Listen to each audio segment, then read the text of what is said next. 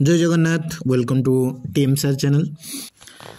तेज चलते डिस्कसन करवा आमर जो आम युवशक्ति नुआ सुजोग 5T उपक्रम सरकारी अनुदान प्राप्त महाविद्यालय उच्च शिक्षा विभाग में 977 977 कैंडिडेट्स SSB अध्यापक पाई आप देखुं ताले टोटाल आप देखु निजुक्ति पाइले 1152 अध्यापक कर्मचारी अधिकारी और कर्मचारी कार्यक्षेत्र में अधिक दक्षता वृद्धि मुख्यमंत्री 5T मंत्र।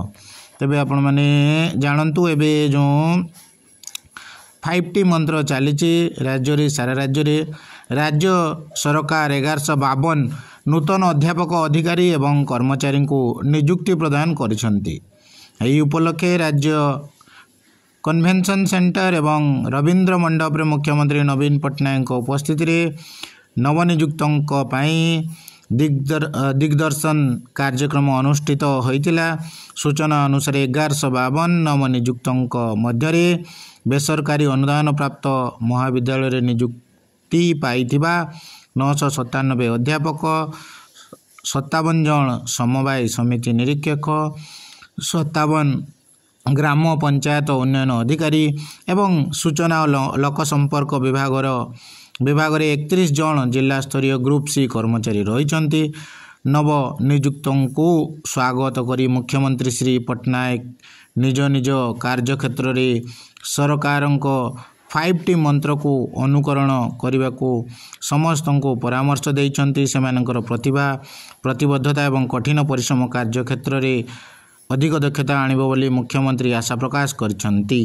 तेबे चलंतु ये होची एबेकार लेटेस्ट न्यूज जो माने आपनर देखि पारुथबे क्लियरली नियुक्ति पाई सारलेनी ऑलरेडी आपनकर 1152 अध्यापक अधिकारी एवं कर्मचारी माने मध्य एवं सेमानकर प्रतिभा प्रतिबद्धता कठिन परिश्रम कार्यक्षेत्र रे अधिक दक्षता आनिबो बोली हमर मुख्यमंत्री आशा प्रकाश करछंती।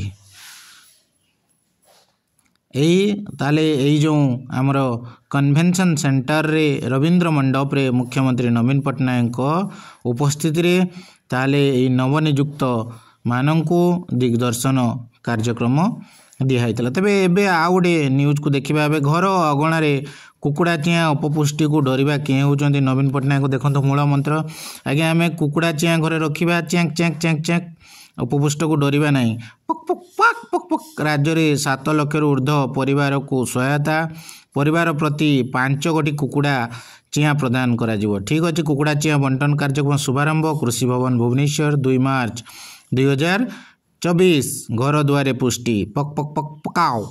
तब चलंतु thank you please like and subscribe my channel.